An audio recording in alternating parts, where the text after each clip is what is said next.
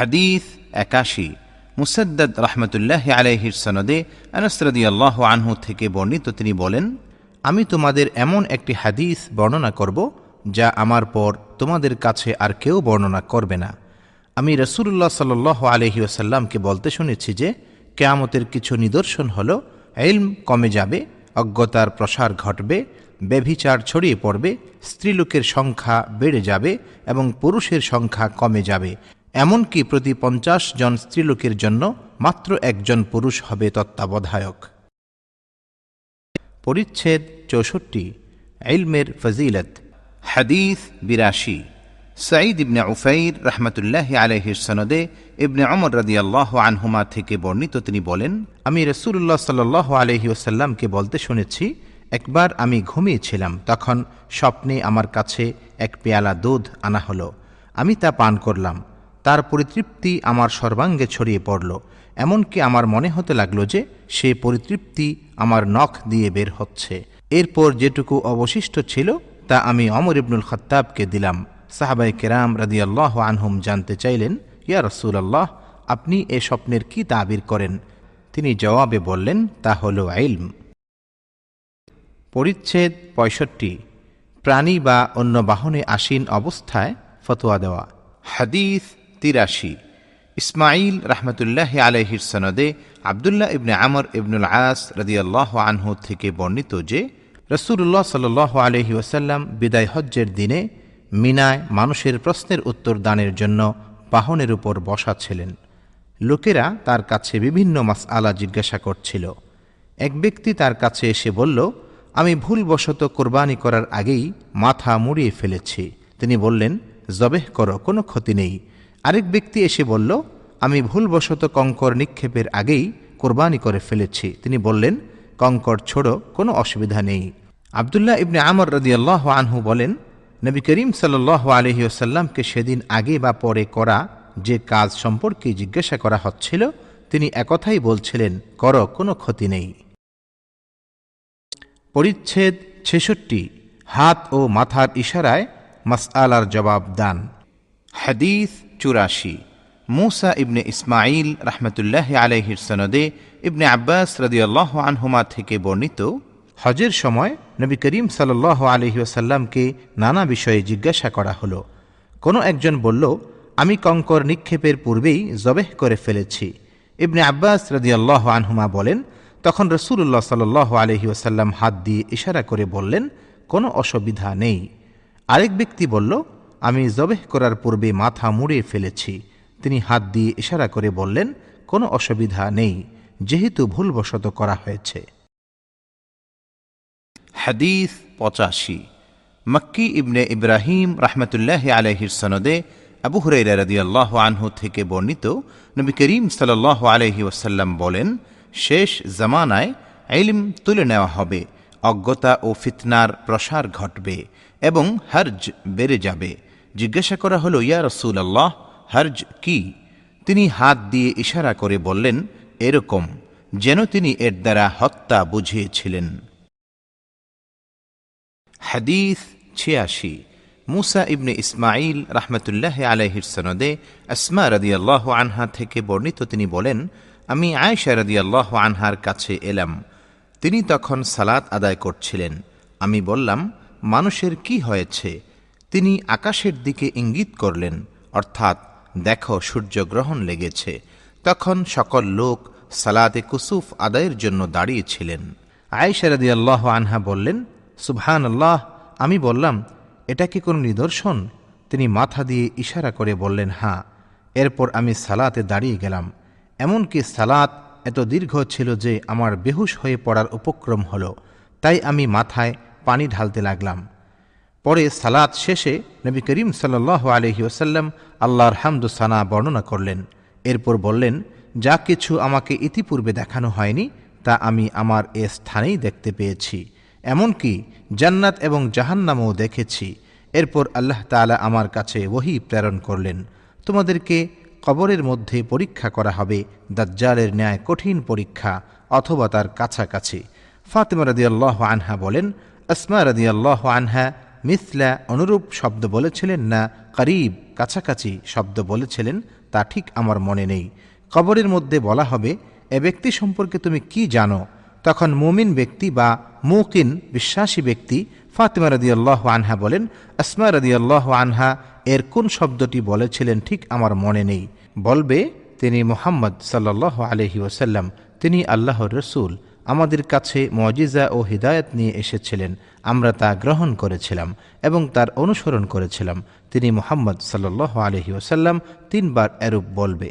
তখন তাকে বলা হবে, আরামে ঘুমাও, আমরা জানতে পারলাম যে তুমি দুনিয়ায় তার উপর বিশ্বাসী ছিলে।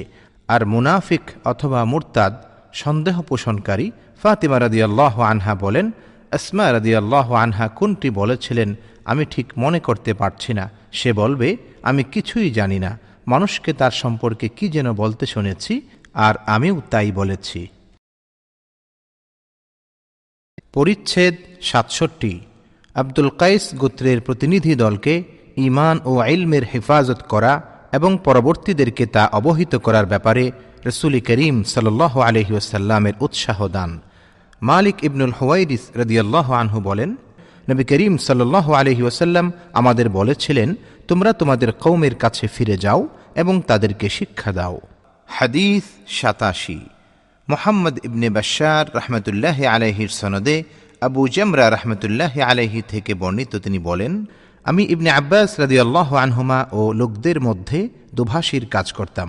একদিন ইবনে আব্বাস রাদিয়াল্লাহু আনহুমা বললেন, আব্দুল কাইস গোত্রের প্রতিনিধি দল নবী করিম সাল্লাল্লাহু আলাইহি ওয়াসাল্লামের কাছে এলে তিনি বললেন, তোমরা কোন প্রতিনিধি দল? অথবা বললেন, তোমরা কোন গোত্রের? তারা বলল, রবিআ গোত্রের।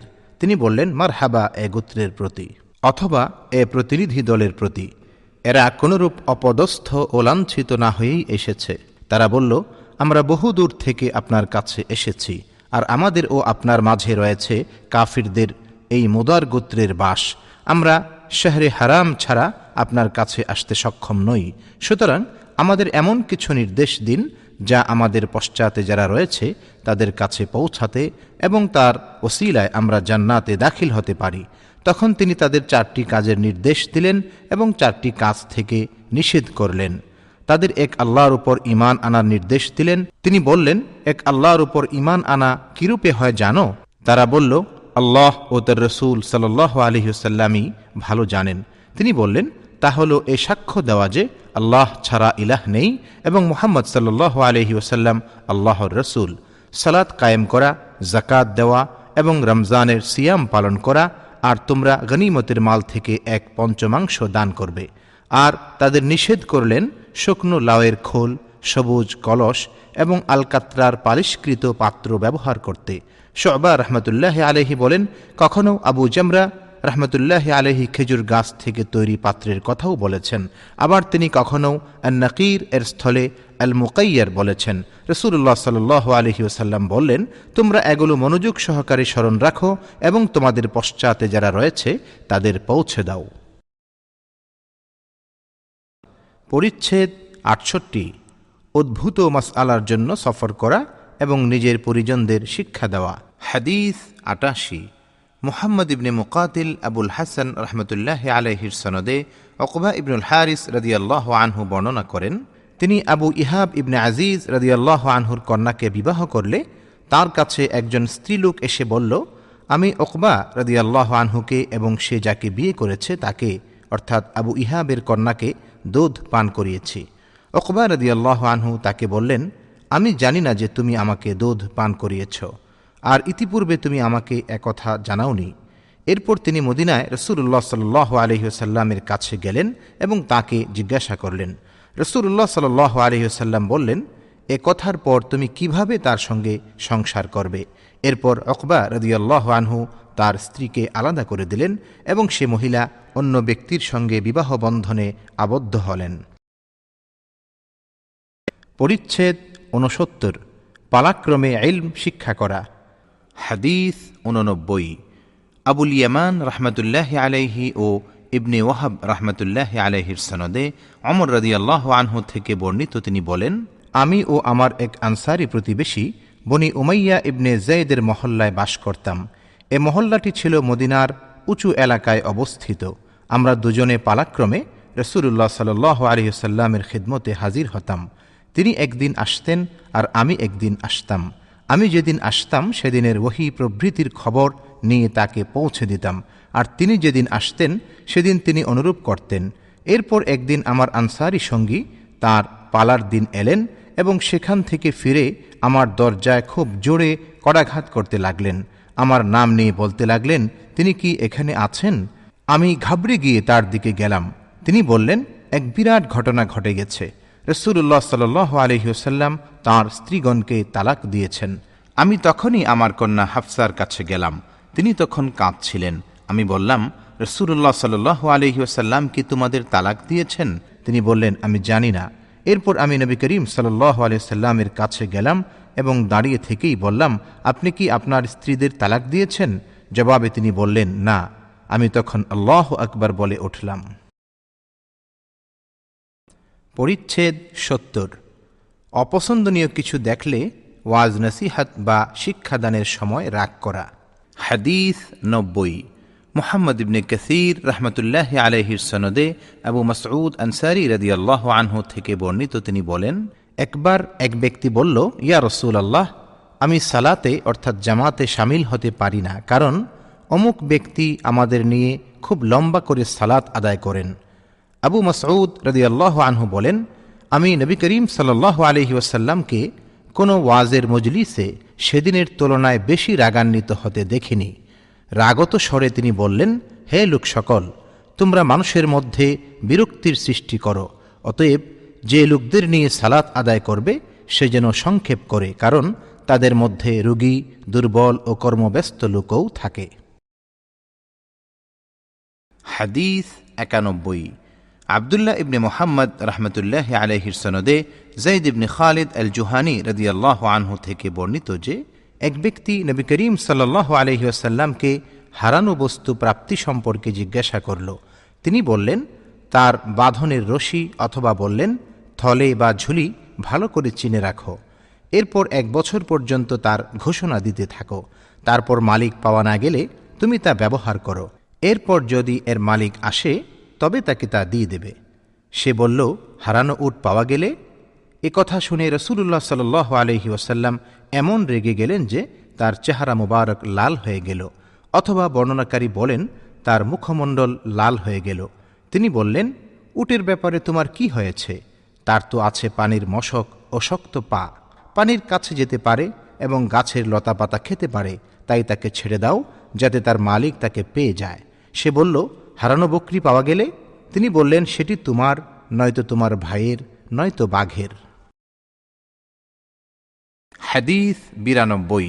মুহাম্মদ ইবনুল আলা রাহমাতুল্লাহি আলাইহির সনদে আবু মুসা রাদিয়াল্লাহু আনহু থেকে বর্ণিত, তিনি বলেন, একবার নবী করিম সাল্লাল্লাহু আলাইহি ওয়াসাল্লামকে কয়েকটি অপছন্দনীয় বিষয় সম্পর্কে জিজ্ঞাসা করা হলো। প্রশ্নের সংখ্যা যখন বেশি হয়ে গেল তখন তিনি রেগে গিয়ে লোকদের বললেন, তোমরা আমার কাছে যা ইচ্ছা প্রশ্ন করো। এক ব্যক্তি বলল, আমার পিতা কে? তিনি বললেন, তোমার পিতা হুযাফা। আরেক ব্যক্তি দাঁড়িয়ে বলল, ইয়া রাসূলুল্লাহ, আমার পিতা কে? তিনি বললেন, তোমার পিতা হল শাইবার আজাদকৃত গোলাম সালিম। তখন হযরত ওমর রাদিয়াল্লাহু আনহু রাসূলুল্লাহ সাল্লাল্লাহু আলাইহি ওয়াসাল্লামের চেহারার অবস্থা দেখে বললেন, ইয়া রাসূলুল্লাহ, আমরা মহান আল্লাহ তাআলার কাছে তওবা করছি। পরিচ্ছেদ ৭১। ইমাম বা মুহাদ্দিসের সামনে হাঁটু গেড়ে বসা। হাদিস ৯৩। আবুল ইয়ামান রাহমাতুল্লাহি আলাইহির সনদে আনাস ইবনে মালিক রাদিয়াল্লাহু আনহু থেকে বর্ণিত, একবার রাসূলুল্লাহ সাল্লাল্লাহু আলাইহি ওয়াসাল্লাম বের হলেন। তখন আব্দুল্লাহ ইবনে হুযাফা রাদিয়াল্লাহু আনহু দাঁড়িয়ে বললেন, আমার পিতা কে? তিনি বললেন, তোমার পিতা হুযাফা। এরপর তিনি বারবার বলতে লাগলেন, তোমরা আমার কাছে প্রশ্ন করো। ওমর রাদিয়াল্লাহু আনহু তখন হাঁটু গেড়ে বসে বললেন, আমরা আল্লাহকে রব হিসাবে, ইসলামকে দ্বীন হিসাবে এবং মুহাম্মদ সাল্লাল্লাহু আলাইহি ওয়াসাল্লামকে নবী হিসাবে সন্তুষ্ট চিত্তে গ্রহণ করে নিয়েছি। তিনি একথা ৩ বার বললেন। তখন রাসূলুল্লাহ সাল্লাল্লাহু আলাইহি ওয়াসাল্লাম নীরব হলেন। পরিচ্ছেদ ৭২। ভালোভাবে বুঝবার জন্য কোনো কথা ৩ বার বলা। নবী করিম সাল্লাল্লাহু আলাইহি ওয়াসাল্লাম বলেন, মিথ্যা কথা থেকে সাবধান। এ কথাটি তিনি বারবার বলতে লাগলেন। ইবনে ওমর রাদিয়াল্লাহু আনহুমা বলেন, রাসূল করিম সাল্লাল্লাহু আলাইহি ওয়াসাল্লাম বিদায় হজ্জে বলেছেন, আমি কি পৌঁছে দিয়েছি? এ কথা তিনি 3 বার বলেছেন। হাদিস 94। আবদা রহমতুল্লাহি আলাইহির সনদে আনাস রাদিয়াল্লাহু আনহু থেকে বর্ণিত, তিনি বলেন, নবী করিম সাল্লাল্লাহু আলাইহি ওয়াসাল্লাম যখন সালাম করতেন 3 বার সালাম করতেন, আর যখন কোনো কথা বলতেন তখন তা 3 বার বলতেন।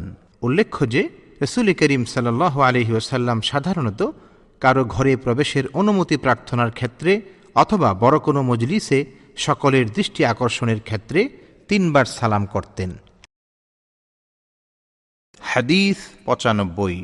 আবদা ইবনে আবদুল্লাহ রহমতুল্লাহি আলাইহির সনদে আনাস রাদিয়াল্লাহু আনহু থেকে বর্ণিত, তিনি বলেন, নবী করিম সাল্লাল্লাহু আলাইহি ওয়াসাল্লাম যখন কোনো কথা বলতেন তখন তা 3 বার বলতেন, যাতে তা বুঝে নেওয়া যায়। আর যখন তিনি কোনো কওমের নিকট এসে সালাম করতেন তখন তাদের প্রতি 3 বার সালাম করতেন। হাদিস 96। মুসাদ্দাদ রহমতুল্লাহি আলাইহির সনদে আবদুল্লাহ ইবনে আমর রাদিয়াল্লাহু আনহু থেকে বর্ণিত, তিনি বলেন, আমাদের এক সফরে রাসূলুল্লাহ সাল্লাল্লাহু আলাইহি ওয়াসাল্লাম পেছনে রয়ে গেলেন। এরপর তিনি আমাদের নিকট এমন সময় পৌঁছলেন যখন আমাদের সালাতুল আসরের প্রস্তুতিতে দেরি হয়ে গিয়েছিল। আমরা ওযু করতে গিয়ে আমাদের পা মোটামুটিভাবে পানি দিয়ে ভিজিয়ে নিচ্ছিলাম। তখন রাসূলুল্লাহ সাল্লাল্লাহু আলাইহি ওয়াসাল্লাম উচ্চস্বরে ঘোষণা দিলেন, পায়ের গোড়ালি শুকনো থাকার জন্য জাহান্নামের শাস্তি রয়েছে।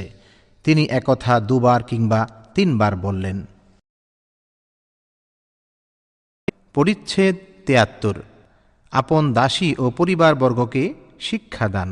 হাদিস 97। মুহাম্মদ ইবনে সালাম রহমতুল্লাহি আলাইহির সনদে আবু বুরদা রহমতুল্লাহি আলাইহি তার পিতা থেকে বর্ণনা করেন, তিনি বলেন, রাসূলুল্লাহ সাল্লাল্লাহু আলাইহি ওয়াসাল্লাম বলেছেন, 3 ধরনের লোকের জন্য 2টি সওয়াব রয়েছে। 1, আহলে কিতাব, যে ব্যক্তি তার নবীর উপর ঈমান এনেছে এবং মুহাম্মদ সাল্লাল্লাহু আলাইহি ওয়াসাল্লামের উপরও ঈমান এনেছে। 2, যে কৃতদাস আল্লাহর হক আদায় করে এবং তার মালিকের হকও আদায় করে। 3, যার একটি বাদী ছিল যার সাথে সে মিলিত হতো, তারপর তাকে সে সুন্দরভাবে আদব কায়দা শিক্ষা দিয়েছে এবং ভালোভাবে দ্বীন ইলম শিক্ষা দিয়েছে, এরপর তাকে আজাদ করে বিয়ে করেছে, তার জন্য 2টি সওয়াব রয়েছে। এরপর বর্ণনাকারী আমের রহমতুল্লাহ আলাইহি তার ছাত্রকে বলেন, তোমাকে কোনো কিছুর বিনিময় ছাড়াই হাদিসটি শিক্ষা দিলাম, অথচ আগে এর চাইতে ছোট হাদিসের জন্যও লোকে দূর দূরান্ত থেকে সাওয়ার হয়ে মদিনায় আসত। পরিচ্ছেদ 74। ইমাম কর্তৃক মহিলাদের নসিহত করা ও দ্বীনি ইলম শিক্ষা দেওয়া। হাদিস 98। সুলাইমান ইবনে হারব রহমতুল্লাহি আলাইহির সনদে ইবনে আব্বাস রাদিয়াল্লাহু আনহুমা থেকে বর্ণিত, তিনি বলেন, আমি নবী করিম সাল্লাল্লাহু আলাইহি ওয়াসাল্লামকে সাক্ষ্য রেখে বলছি, অথবা পরবর্তী বর্ণনাকারী আতা রহমতুল্লাহি আলাইহি বলেন, আমি ইবনে আব্বাস রাদিয়াল্লাহু আনহুমাকে সাক্ষী রেখে বলছি যে রাসূল করিম সাল্লাল্লাহু আলাইহি ওয়াসাল্লাম ঈদের দিন পুরুষের কাতার থেকে বের হলেন, আর তার সঙ্গে ছিলেন বিলাল রাদিয়াল্লাহু আনহু। রাসূলুল্লাহ সাল্লাল্লাহু আলাইহি ওয়াসাল্লাম মনে করলেন যে দূরে থাকার কারণে তার ওয়াজ নসিহত মহিলাদের কাছে পৌঁছেনি, তাই তিনি পুনরায় তাদের নসিহত করলেন এবং দান খায়রাত করার উপদেশ দিলেন। তখন মহিলারা কানের দুল ও হাতের আংটি দিয়ে দিতে লাগলেন, আর বিলাল রাদিয়াল্লাহু আনহু সেগুলি তার কাপড়ের আঁচলে নিতে লাগলেন। ইসমাঈল রহমতুল্লাহ আলাইহি আতা রহমতুল্লাহ আলাইহির সনদ সূত্রে বলেন যে ইবনে আব্বাস রাদিয়াল্লাহু আনহুমা বলেন, আমি নবী করিম সাল্লাল্লাহু আলাইহি ওয়াসাল্লামকে সাক্ষী রেখে বলছি। পরিচ্ছেদ 75। হাদিসের প্রতি আগ্রহ। হাদিস 99। আব্দুল আজিজ ইবনে আবদুল্লাহ রহমতুল্লাহ আলাইহির সনদে আবু হুরায়রা রাদিয়াল্লাহু আনহু থেকে বর্ণিত, তিনি বলেন, একবার রাসূলুল্লাহ সাল্লাল্লাহু আলাইহি ওয়াসাল্লামকে জিজ্ঞাসা করা হলো, ইয়া রাসূলুল্লাহ, কিয়ামতের দিন আপনার শাফাআত লাভে কে সবচাইতে বেশি ভাগ্যবান হবে? রাসূলুল্লাহ সাল্লাল্লাহু আলাইহি ওয়াসাল্লাম বললেন, হে আবু হুরায়রা, আমি ধারণা করেছিলাম এ বিষয়ে তোমার আগে আমাকে আর কেউ প্রশ্ন করবে না, কারণ আমি দেখেছি হাদিসের প্রতি তোমার বিশেষ আগ্রহ রয়েছে। কিয়ামতের দিন আমার শাফাআত লাভে সবচাইতে ভাগ্যবান হবে সেই ব্যক্তি যে খালিস দিলে লা ইলাহা ইল্লাল্লাহ বা পূর্ণ কালিমা তাইয়্যিবা বলে। পরিচ্ছেদ ৭৬। কিভাবে ইলম তুলে নেওয়া হবে। ওমর ইবনে আব্দুল আজিজ রাহমাতুল্লাহি আলাইহি মদিনায় আবু বকর ইবনে হাজম রাহমাতুল্লাহি আলাইহির কাছে এক পত্রে লিখেন, খোঁজ করো, রাসূলুল্লাহ সাল্লাল্লাহু আলাইহি ওয়াসাল্লামের যে হাদিস পাও তা লিখে নাও। আমি ইলম লুপ পাওয়ার এবং আলিমদের বিদায় নেওয়ার আশঙ্কা করছি, এবং জেনে রাখো নবী করিম সাল্লাল্লাহু আলাইহি ওয়াসাল্লামের হাদিস ছাড়া আর কিছুই গ্রহণ করা হবে না, এবং প্রত্যেকের উচিত ইলমের প্রচার প্রসার করা, আর তারা যেন একত্রে বসে ইলমের চর্চা করে, যাতে যে জানে না সে শিক্ষা লাভ করতে পারে, কারণ ইলম গোপনীয় বিষয় না হওয়া পর্যন্ত বিলুপ্ত হবে না। হাদিস ১০০। আলা ইবনে আব্দুল জব্বার রহমতুল্লাহি আলাইহির সনদে আবদুল্লাহ ইবনে দিনার রহমতুল্লাহি আলাইহির সূত্রে বর্ণিত রিওয়ায়াতে ওমর ইবনে আব্দুল আজিজ রহমতুল্লাহি আলাইহির উপরোক্ত হাদিসে আলিমগণের বিদায় নেওয়া পর্যন্ত বর্ণিত আছে। হাদিস ১০১। ইসমাঈল ইবনে আবু উওয়াইস রহমতুল্লাহি আলাইহির সনদে আবদুল্লাহ ইবনে আমর ইবনুল আস রাদিয়াল্লাহু আনহু থেকে বর্ণিত, তিনি বলেন, আমি রাসূলুল্লাহ সাল্লাল্লাহু আলাইহি ওয়াসাল্লামকে বলতে শুনেছি যে আল্লাহ তাআলা বান্দার অন্তর থেকে ইলম বের করে উঠিয়ে নেবেন না, বরং আলিমদের উঠিয়ে নেওয়ার মাধ্যমেই ইলম উঠিয়ে নেবেন। যখন কোনো আলিম বাকি থাকবে না, তখন লোকেরা জাহিলদেরকেই নেতা হিসাবে গ্রহণ করবে, তাদের জিজ্ঞাসা করা হবে, তারা না জেনেই ফতোয়া দেবে, ফলে তারা নিজেরাও গোমরাহ হবে আর অপরকেও গোমরাহ করবে। পরিচ্ছেদ ৭৭। ইলম শিক্ষার জন্য মহিলাদের ব্যাপারে কি আলাদা দিন নির্ধারণ করা যায়। হাদিস ১০২।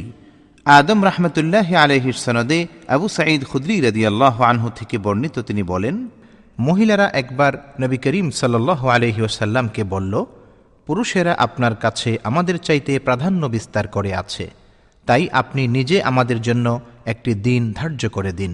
তিনি তাদের জন্য বিশেষ একটি দিনের ওয়াদা করলেন। সেদিন তিনি তাদের সঙ্গে সাক্ষাৎ করলেন এবং তাদের ওয়াজ নসিহত করলেন ও নির্দেশ দিলেন। তিনি তাদের যা যা বলেছিলেন তার মধ্যে একথাও ছিল যে, তোমাদের মধ্যে যে স্ত্রীলোক ৩টি সন্তান আগেই পাঠাবে, অর্থাৎ তার জীবিতাবস্থায় ৩টি সন্তান মারা যাবে, তারা তার জন্য জাহান্নামের পর্দাস্বরূপ হয়ে থাকবে। তখন এক স্ত্রীলোক বলল, আর ২টি পাঠালে? তিনি বললেন, ২টি পাঠালেও। হাদিস ১০৩। মুহাম্মদ ইবনে বাশশার রাহমাতুল্লাহি আলাইহির সনদে আবু সাঈদ খুদরি রাদিয়াল্লাহু আনহু সূত্রে নবী করিম সাল্লাল্লাহু আলাইহি ওয়াসাল্লাম থেকে অনুরূপ বর্ণনা করেছেন। আব্দুর রহমান ইবনে আল আসবাহানি রাহমাতুল্লাহি আলাইহির সনদে আবু হুরায়রা রাদিয়াল্লাহু আনহু থেকে বর্ণিত, তিনি বলেন, এমন ৩ সন্তান যারা সাবালক হয়নি। পরিচ্ছেদ ৭৮। কোনো কথা শুনে না বুঝলে জানার জন্য পুনরায় জিজ্ঞাসা করা। হাদিস ১০৪। সাঈদ ইবনে আবু মারিয়াম রাহমাতুল্লাহি আলাইহির সনদে ইবনে আবি মুলাইকা রাদিয়াল্লাহু আনহু বলেন, রাসূল করিম সাল্লাল্লাহু আলাইহি ওয়াসাল্লামের সহধর্মিনী আয়েশা রাদিয়াল্লাহু আনহা কোনো কথা শুনে বুঝতে না পারলে ভালোভাবে না বোঝা পর্যন্ত বারবার প্রশ্ন করতেন। একবার নবী করিম সাল্লাল্লাহু আলাইহি ওয়াসাল্লাম বললেন, কিয়ামতের দিন যার হিসাব নেওয়া হবে তাকে আযাব দেওয়া হবে। আয়েশা রাদিয়াল্লাহু আনহা বলেন, আমি জিজ্ঞাসা করলাম, আল্লাহ তাআলা কি ইরশাদ করেননি, ফাসাউফা ইউহাসাবু হিসাবান ইয়াসীরা, অর্থাৎ তার হিসাব নিকাশ সহজেই নেওয়া হবে। সূরা ইনশিকাক আয়াত ৮। তখন রাসূল করিম সাল্লাল্লাহু আলাইহি ওয়াসাল্লাম বললেন, তা কেবল হিসাব পেশ করা, কিন্তু যার হিসাব পুঙ্খানুপুঙ্খরূপে নেওয়া হবে সে ধ্বংস হবে। পরিচ্ছেদ ৭৯। উপস্থিত ব্যক্তি অনুপস্থিত ব্যক্তির কাছে ইলম পৌঁছে দেবে। ইবনে আব্বাস রাদিয়াল্লাহু আনহুমা নবী করিম সাল্লাল্লাহু আলাইহি ওয়াসাল্লাম থেকে তা বর্ণনা করেন। হাদিস ১০৫। আবদুল্লাহ ইবনে ইউসুফ রাহমাতুল্লাহি আলাইহির সনদে আবু শুরাইহ রাদিয়াল্লাহু আনহু থেকে বর্ণিত যে, তিনি মদিনার গভর্নর আমর ইবনে সাঈদ রাদিয়াল্লাহু আনহুকে বললেন, যখন তিনি মক্কায় সেনাবাহিনী প্রেরণ করছিলেন, হে আমির, আমাকে অনুমতি দিন, আমি আপনাকে এমন একটি হাদিস শোনাব যা মক্কা বিজয়ের পরের দিন রাসূলুল্লাহ সাল্লাল্লাহু আলাইহি ওয়াসাল্লাম বলেছিলেন, আমার দু কান তা শুনেছে, আমার অন্তর তা স্মরণ রেখেছে, আর আমার দু চোখ তা দেখেছে। তিনি আল্লাহর প্রশংসা ও মহিমা বর্ণনা করে বললেন, মক্কাকে আল্লাহ তাআলা হারাম করেছেন, কোনো মানুষ তাকে হারাম করেনি। তাই যে লোক আল্লাহর উপর এবং আখিরাতের উপর ঈমান রাখে তার জন্য সেখানে রক্তপাত করা এবং সেখানকার কোনো গাছপালা কাটা হালাল নয়। কেউ যদি রাসূলুল্লাহ সাল্লাল্লাহু আলাইহি ওয়াসাল্লামের সেখানকার লড়াইকে দলিল হিসাবে পেশ করে, তবে তোমরা বলে দিও যে আল্লাহ তাআলা তার রাসূলকে এর অনুমতি দিয়েছিলেন, কিন্তু তোমাদের অনুমতি দেননি। আমাকেও সেদিনের কিছু সময়ের জন্য অনুমতি দিয়েছিলেন, তারপর আগের মতো আজ আবার এর নিষেধাজ্ঞা ফিরে এসেছে। উপস্থিত ব্যক্তিরা যেন অনুপস্থিত ব্যক্তিদের কাছে এ বাণী পৌঁছে দেয়। তারপর আবু শুরাইহ রাদিয়াল্লাহু আনহুকে জিজ্ঞাসা করা হলো, আপনার এ হাদিস শুনে আমর রাদিয়াল্লাহু আনহু কি বললেন? আবু শুরাইহ রাদিয়াল্লাহু আনহু উত্তর দিলেন, তিনি বললেন, হে আবু শুরাইহ, এ বিষয়ে আমি তোমার চাইতে ভালো জানি। মক্কা কোনো বিদ্রোহীকে, কোনো খুনের পলাতক আসামিকে এবং কোনো সন্ত্রাসীকে আশ্রয় দেয় না। হাদিস ১০৬। আব্দুল্লাহ ইবনে আব্দুল ওয়াহাব রাহমাতুল্লাহি আলাইহির সনদে আবু বকর রাদিয়াল্লাহু আনহু থেকে বর্ণিত, তিনি নবী করিম সাল্লাল্লাহু আলাইহি ওয়াসাল্লামের কথা উল্লেখ করে বলেন, নবী করিম সাল্লাল্লাহু আলাইহি ওয়াসাল্লাম বলেছেন, তোমাদের জান তোমাদের মাল। বর্ণনাকারী মুহাম্মদ ইবনে সিরিন রাহমাতুল্লাহি আলাইহি বলেন, আমার মনে হয় তিনি আরও বলেছিলেন, এবং তোমাদের মান সম্মান তোমাদের পরস্পরের জন্য এই শহর এবং এই দিনের মতোই মর্যাদা সম্পন্ন। শোনো, আমার এ বাণী যেন তোমাদের মধ্যে উপস্থিত ব্যক্তি অনুপস্থিত ব্যক্তির কাছে পৌঁছে দেয়। বর্ণনাকারী মুহাম্মদ রাহমাতুল্লাহি আলাইহি বলেন, রাসূলুল্লাহ সাল্লাল্লাহু আলাইহি ওয়াসাল্লাম সত্য বলেছেন, তাই হয়েছে। তারপর রাসূলুল্লাহ সাল্লাল্লাহু আলাইহি ওয়াসাল্লাম দুবার করে বললেন, হে লোক সকল, আমি কি পৌঁছে দিয়েছি? উল্লেখ্য যে রাসূল করিম সাল্লাল্লাহু আলাইহি ওয়াসাল্লাম যখন বিদায় হজ্জের ভাষণে লক্ষাধিক সাহাবীকে সামনে রেখে বলেছিলেন, আমি কি তোমাদের কাছে আল্লাহর বাণী পৌঁছে দিয়েছি? তখন সকলেই এক বাক্যে স্বীকার করে বলেছিলেন, হ্যাঁ হ্যাঁ। তখন তিনি বলেছিলেন, হে আল্লাহ, এই স্বীকারোক্তির উপর আপনি সাক্ষী থাকুন। পরিচ্ছেদ ৮০। নবী করিম সাল্লাল্লাহু আলাইহি ওয়াসাল্লামের উপর মিথ্যারোপ করার গুনাহ। হাদিস ১০৭। হযরত আলী ইবনুল জাদ রাহমাতুল্লাহি আলাইহির সনদে আলী রাদিয়াল্লাহু আনহু থেকে বর্ণিত, তিনি বলেন, রাসূল করিম সাল্লাল্লাহু আলাইহি ওয়াসাল্লাম বলেছেন, তোমরা আমার উপর মিথ্যারোপ করো না, কারণ আমার উপর যে মিথ্যারোপ করবে সে জাহান্নামে প্রবেশ করবে। হাদিস ১০৮।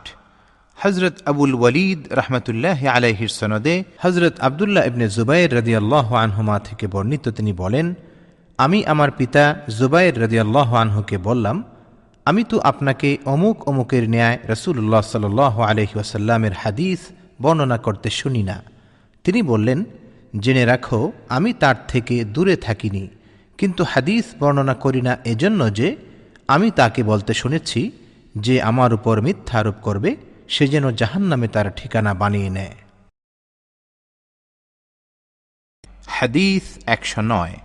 হযরত আবু মা'মার রাহমাতুল্লাহি আলাইহির সনদে আনাস রাদিয়াল্লাহু আনহু থেকে বর্ণিত, তিনি বলেন, এই কথাটি তোমাদেরকে বহু হাদিস বর্ণনা করতে আমাকে বাধা দেয় যে নবী করিম সাল্লাল্লাহু আলাইহি ওয়াসাল্লাম বলেছেন, যে ইচ্ছাকৃতভাবে আমার উপর মিথ্যা আরোপ করে সে যেন জাহান্নামে তার ঠিকানা বানিয়ে নেয়। হাদিস ১১০। মক্কি ইবনে ইব্রাহিম রাহমাতুল্লাহি আলাইহির সনদে সালামা ইবনুল আকওয়া রাদিয়াল্লাহু আনহু থেকে বর্ণিত, তিনি বলেন, আমি নবী করিম সাল্লাল্লাহু আলাইহি ওয়াসাল্লামকে বলতে শুনেছি, যে ব্যক্তি আমার উপর এমন কথা আরোপ করে যা আমি বলিনি সে যেন জাহান্নামে তার ঠিকানা বানিয়ে নেয়।